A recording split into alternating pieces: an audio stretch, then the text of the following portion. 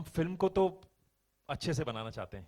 अब वो फिल्म बनाने के लिए हम ये नहीं सोचेंगे कि नहीं हमें कहीं पैसे बचाने हैं या हमें ये करना है। हमको फिल्म के लिए जो लगेगा वो हम करना चाहेंगे।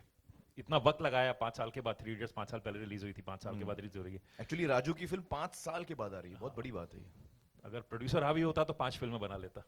I'm actually really excited about this because जब हम लोग ट्रायल्स कर रहे थे फिल्म के लिए, कॉस्ट्यूम ट्रायल, लुक सेट करने के लिए, तो तब sir was like very convinced he wants to make sure that I am looking very different in the movie. और हमने बहुत सारी चीज़ें ट्राई करी, बहुत सारे विग्स एंड बहुत सारे लुक्स, चश्मे पहने या नहीं, all that, and then finally when this look worked out, so I mean we were all very excited.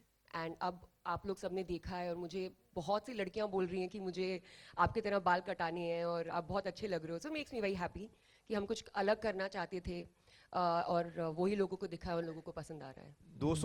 200 के क्लब में इनको शामिल होने की जरूरत ही नहीं है। वो तो क्या इनॉग्रेशन मेंबर वही हैं। उन्होंने तो शुरू किया क्लब। पेट्रन जो बोलते हैं ना, पेट्रन तो वही हैं, उनको क्या टेंशन होगी।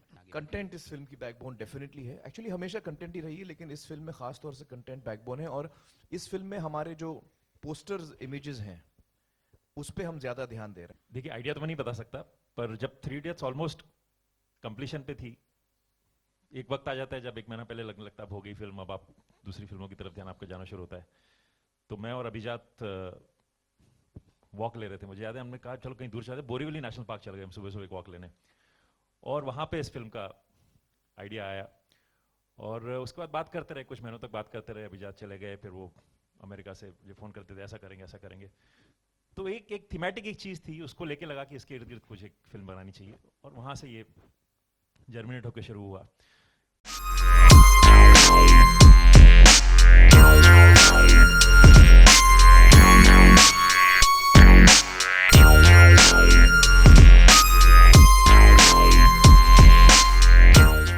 और 5 साल देखिए ऐसा है कि कुछ स्क्रिप्टें हैं जो जल्दी लिख जाती हैं, कुछ में वक्त लगता है।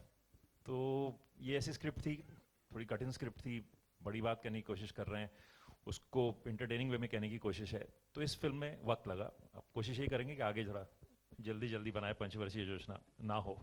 हर कहानी, जैसा वो इंट्रीग की बात कर रही थी, हर कहानी जो है उसका अपना तरीका होता है लोगों तक पहुंचाने का।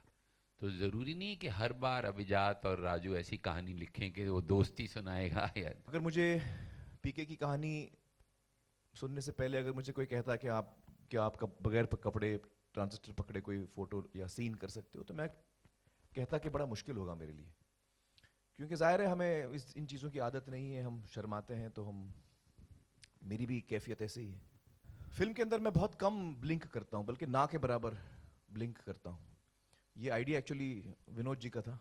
जब हम किरदार के बारे में खोज रहे थे, ढूंढ रहे थे, शुरू में शूटिंग शुरू होने से पहले, रिहर्सल्स के दौरान, स्क्रीन टेस्ट के दौरान, जब लुक भी फाइनल हो रहा था, तो उस वक्त सारी चीज़ें बैठ गई थी, लेकिन एक चीज़ कुछ बैठी नहीं थी, और हम लोग समझ में नहीं आ रहा था हम लोगों के वो एक चीज़ है जो क्लिक कर देगी। तो लकीली उस दिन विनोद जी आए थे महबूब, जहाँ पर हम कर रहे थे। तो उन्होंने कहा कि उन्होंने टेक देखा और पता नहीं उनको क्या लगा, उन्होंने बोला यार यही चीज़ तू दोबारा कर, लेकिन डोंट ब्लिंक। तो मैंने ट्राई किया, और फिर राजू और मुझे, विनोद को, हम सबको लगा कि हाँ यार ये सही, लास्ट जो कड़ी थी उस कैरेक्टर की वो भी बैठ गई। मैं 25 साल से एक्टिंग कर रहा हूँ फिल्मों में, और 25 सालों में जो मुझे अलग अलग किरदार मिले हैं, जो चैलेंजेस मेरे सामने आए हैं, ये मेरा मानना है कि पिछले 25 सालों का जो काम है मेरा, वो एक तराजू में और पीके एक तराजू में।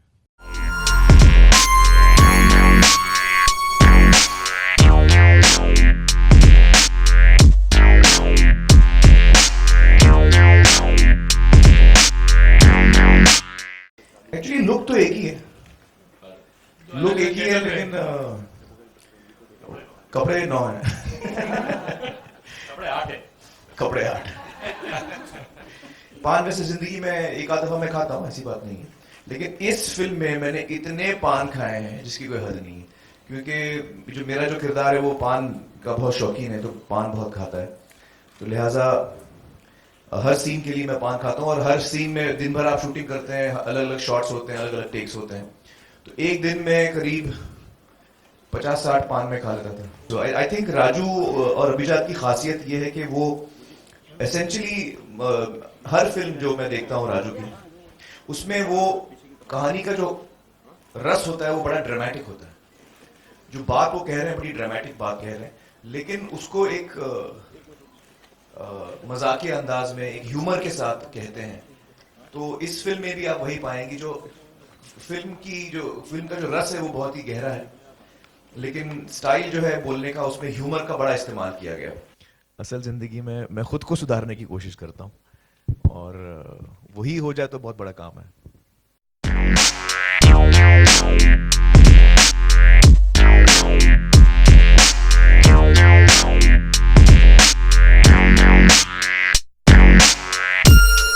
For more news and gossip, don't forget to subscribe to Bollywood Helpline.